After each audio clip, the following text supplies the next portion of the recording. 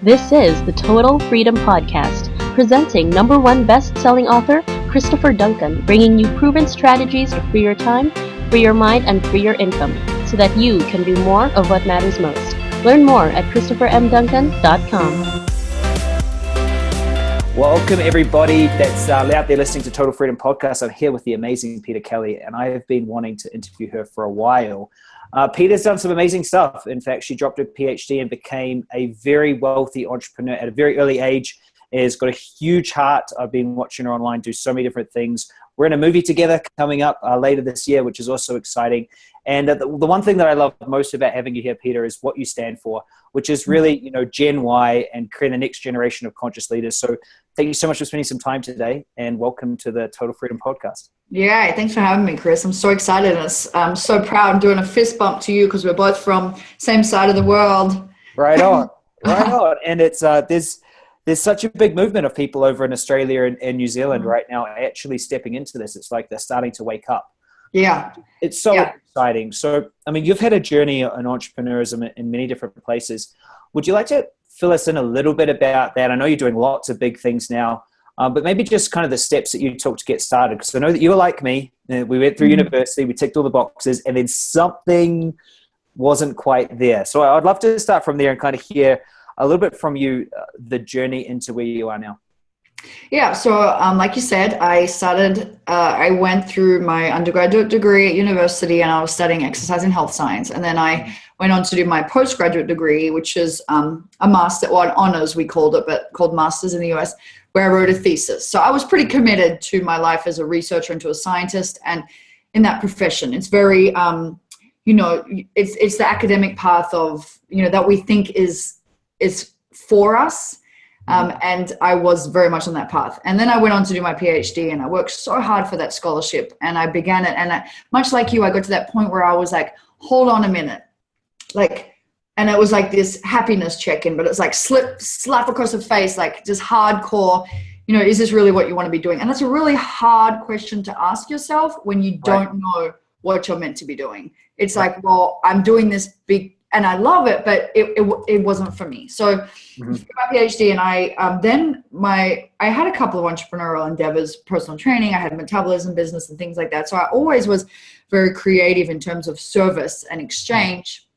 And then I fell into network marketing purely out of a love and a passion for a product, which is why I really honor that business model, is because it can be done with so much integrity and, so much grace and real heart.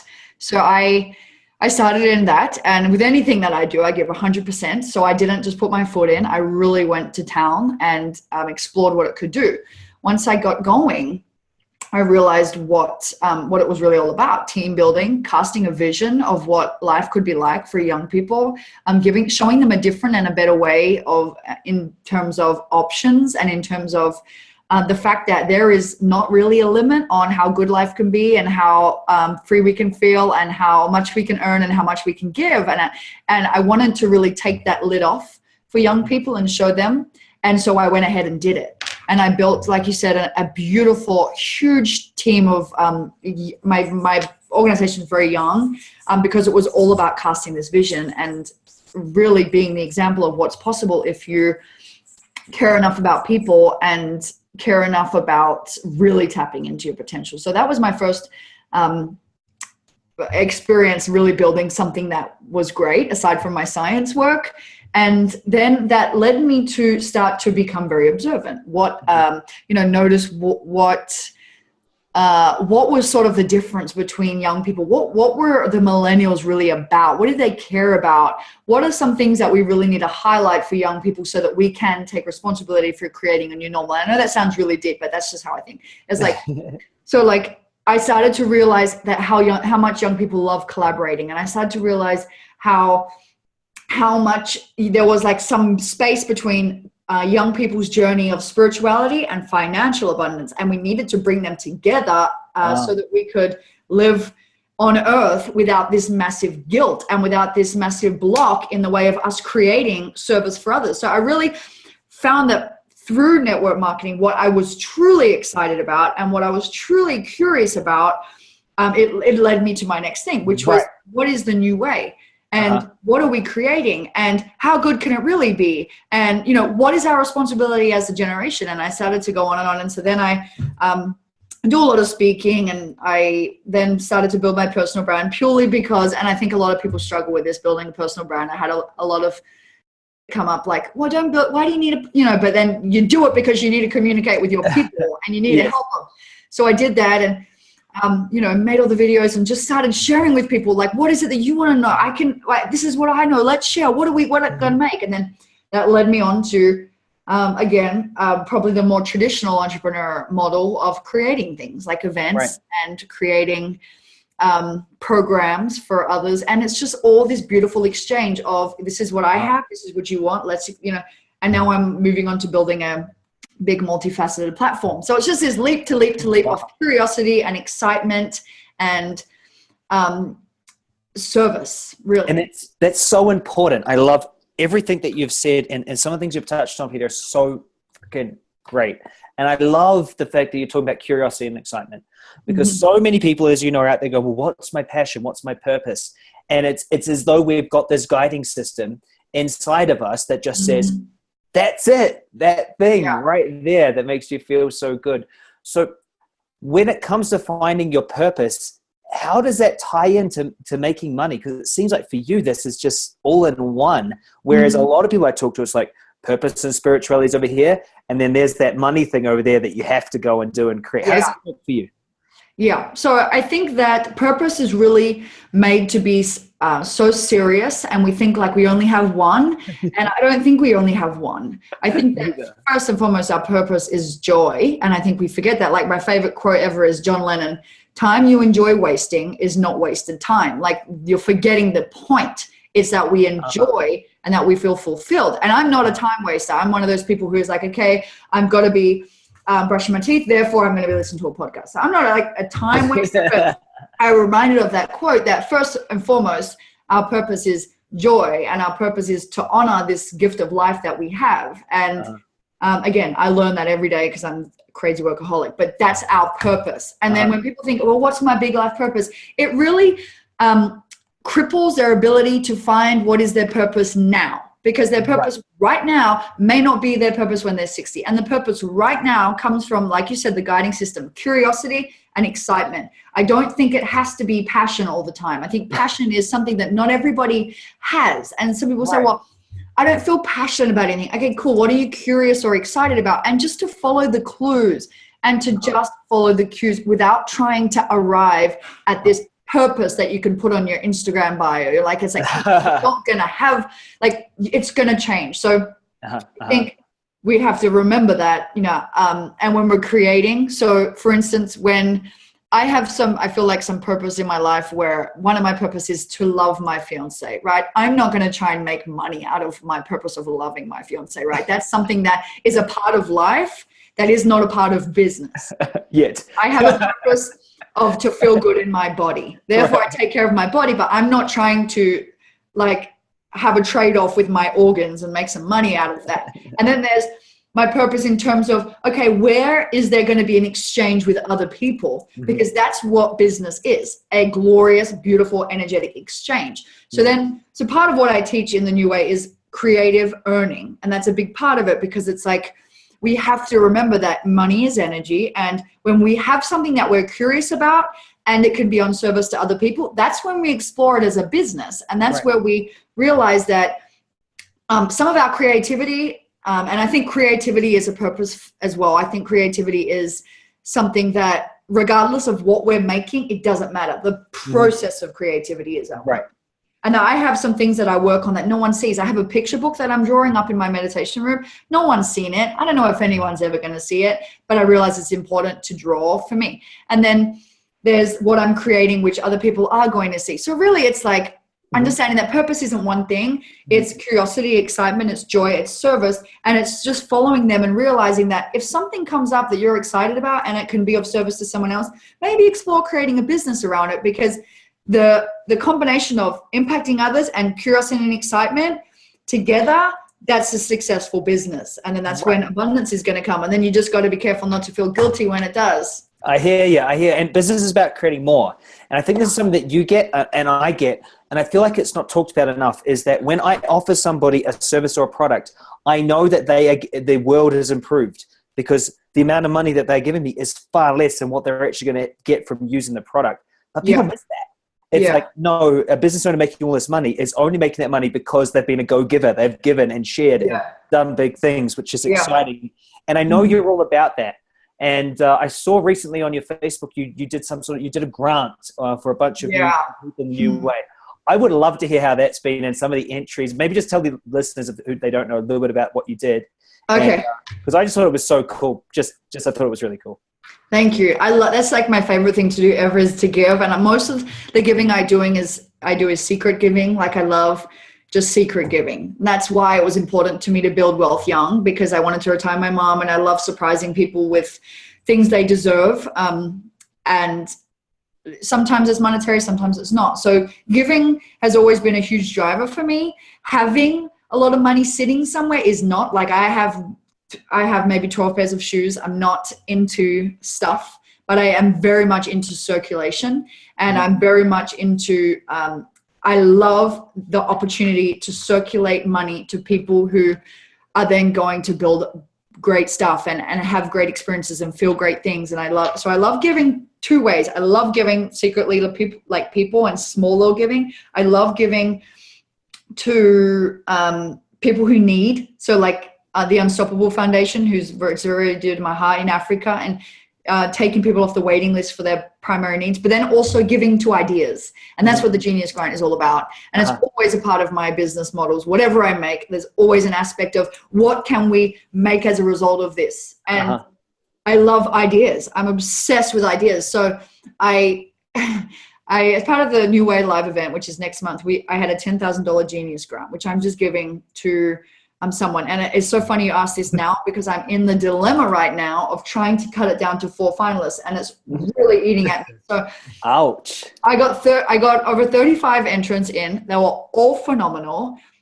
Some of them, and because I'm like obsessed with Shark Tank too, like it's just like my dream come true.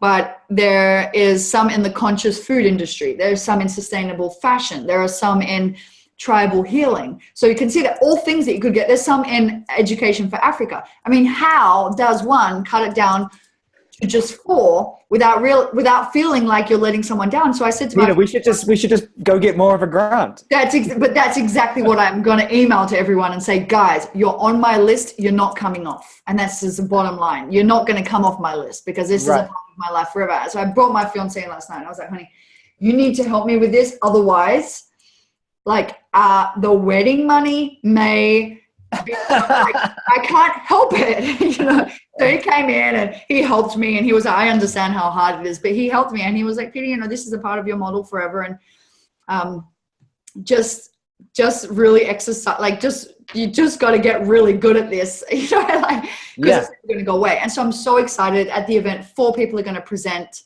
I'm so grateful. I'm going to have Preston, Alexi, and Joel all helping me choose the winner, thank God. So super excited to see who it's going to be, super excited to follow their progress, super excited to then find all the next ones that are going to come through. There's just nothing better than that. Nothing better. Because we've all been in that place where, it would just be so great to have a little bit of seed money, and you have this amazing idea, and you're willing to execute. And I love you for doing that. I just think, it was such a beautiful thing. And it was like, I remember seeing it come up, and I go, that's so cool. I think I shared it, and I was like, I need to get Peter on this podcast. And then that's when I started hounding you. No, you didn't hound me. I did hound you a little bit. I messaged you, Yeah, that's so good. So for the startup entrepreneur out there that maybe, is looking to get started, and they're wanting to create something, and they're wanting to get moving. We've covered quite a bit of ground already, and it's kind of ridiculous how much we have. But what is your tips and advice for that person who's out there, they're sitting there, they're in their job, or they're in a business, and they want to create something that's good and meaningful and purposeful? What is the Peter Kelly system to getting a business up off the ground? You know what? It's like, I think there's, in terms of the 1-2 step, I don't know the 1-2 step. For me, it's very much a trust and a faith game plus a massive action game. I think it's important to be quick to execute. And I know that for my personality, I'm quick to execute, but I execute a lot and I follow up on less. And I sometimes beat myself up about that because I think, wow, Peter, like, you know, you're just very fast. But I think that is what most people call failing. And I think if we can understand as entrepreneurs that it's our job to experiment and to be like, I'm going to try this. It might not work. That's what most people call failing. And really what it is it's experimenting, which I heard my friend Alexi say this morning. It's experimenting, and it's so true. And I experiment a lot. And mostly that no one would ever see.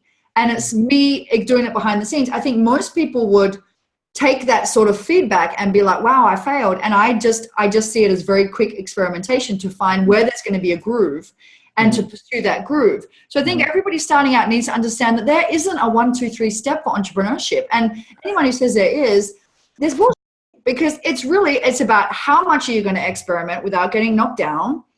How much are you going to grow and learn and learn from the mistakes? And how much are you going to face your stuff that a real business owner needs to face? So like looking at your finances, it's something I had to learn because I was like, no, I just want to make stuff. And it's like, no, but if you're the CEO, you need to look and you need to be responsible for your business differently than you're responsible for your personal life, because you are the one who's been, and if your startup feels like mine do to me, they are spiritual and it's a spirit and they've tapped you on the shoulder and they've asked you to bring it to life.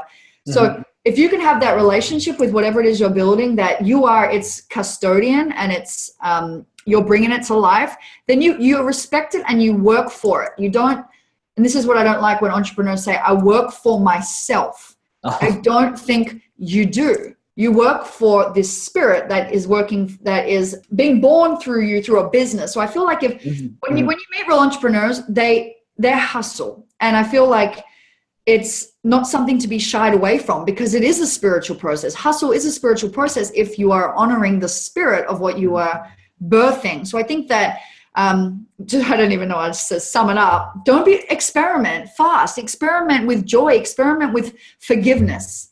And not, there's no such thing as failure. It just doesn't. I just wish people could understand that it didn't exist. Like, second, your business, you don't work for yourself, you work for your business. So honor it and do what you got to do and just face it, just face what you got to do and have that relationship with your business where even if you personally don't want to do something that it requires you to do, remember that the real entrepreneurship isn't when you work for yourself. Like, ask Elon Musk, do you work for yourself, Elon Musk? And he will say, are you kidding me? I sleep 5 hours a night and I work for freaking Tesla and SpaceX. And I'm not glorifying burnout, because I don't think burnout. I'm not glorifying it at all. But I do want all new age entrepreneurs who are coming through, whether they be really conscious and spiritual, to not shy away from hustle, because I do believe there's so much spirituality in hustle. I love that. I've never heard anyone say that hustle is spiritual. And I think there's something about it, because there's different types of hustle. I think there's the type of hustle when you're desperate, and then there's that one where you're just doing it because you're in flow. And so there's one thing in there that I really wanted to just touch on, and it's, how do you know when an experiment isn't working? Is it for you? Is it a feeling? Is it for you? Is it that the cash isn't there? Is it for you that it's not making the impact? Like, what? Because you said you experiment. How do you know when to stop? So I think really it's alignment. So there's, like, for me, there is a difference between bored and not committed. So I like to feel like, I like to really just tune in and realize, was this something that I started too quick? Was this something that I did for a reason that wasn't aligned with how I should have? And it's really much about coming back to that. And, like, for instance, this thing that I'm about to start now, it's different. I'm building something that is physical and tangible and like brick and mortar, which is a little bit different for me. And this has been something that I began the process of starting November. No one would have even have known that.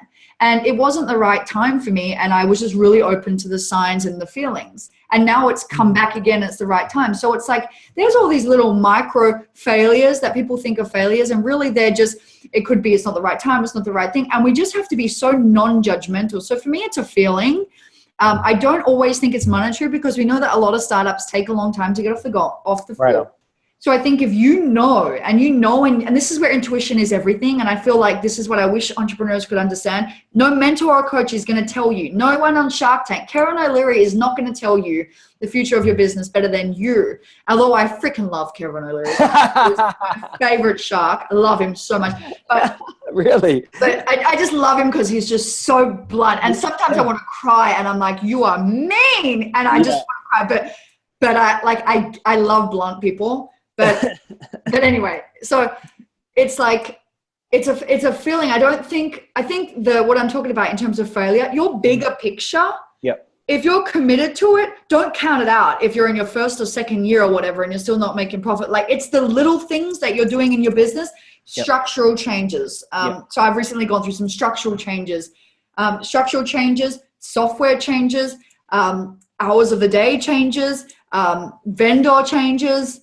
Anything like those little things, posting, marketing, how much to email, how much not to email. They're the little things that you want to be experimenting with. I think the bigger picture thing, that's your soul telling you, so it's the little things that's like, okay, yeah, that didn't work. So like I think of so many different little like things that I've thought were going to be like around forever, and a week later it's just done. The little things that you experiment with. I'm going to try emailing once a week. I'm going to try I want to try and get to know my audience better. All those little things, you see people on Facebook even. It's an example with the algorithms. You see people who are building a business on Facebook. They play around with the algorithms. That's a form of experimentation. If you get 2 likes on a post, that's people would say he's a micro fail. It's like, just get over it, So it's the micro experimentation on the big level, I think, as well. If you have a business that one day goes under, so what? Think of that as a big, beautiful experiment, Absolutely. And I've been there, and it's one of the most humbling experiences of my life. To have something like that. And I don't wish it on anyone, but I know this one thing, and I think this is so important for people to get about not hitting the result that you want, is that you can only see the light when you're in the dark. You can only experience the opposite when you felt that. And when you can sit in some pain like that, then it's really good. So I want to finish up because I'm very careful of your time and also the listeners. But I want to ask this: what is your vision for the future? Oh, my tummy just turned. For myself or for the world?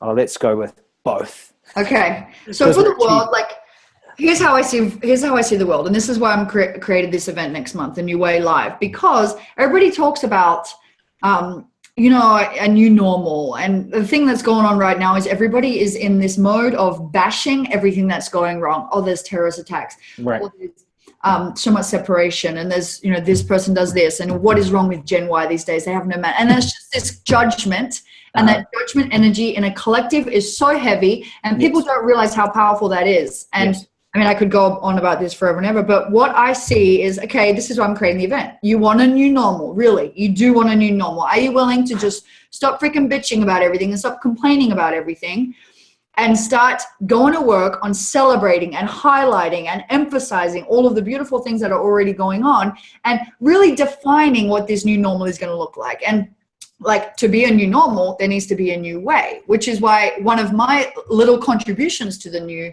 normal is this event. So we can start having the conversation.